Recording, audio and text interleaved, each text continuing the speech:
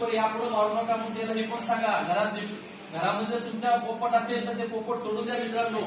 त्याला पण या निसर्गाचा आस्वाद, जसं आपण या कृषी तलावावर जगण्याचा आस्वाद घेतो तसा त्या प्राण्याला सुद्धा जगण्याचा अधिकार आहे ना, का नाही?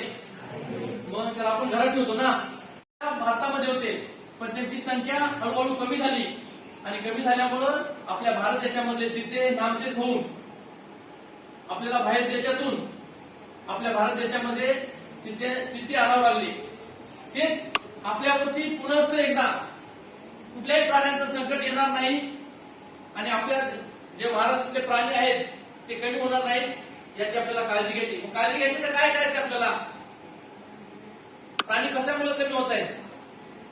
मोठ्या प्रमाणात वृक्षतोड असेल, मोठ्या प्रमाणात औद्योगिकीकरण असेल, इंडस्ट्री असेल, या कारणामुळे आपल्या जंगलातली प्राणी हळूहळू कमी होत चालले.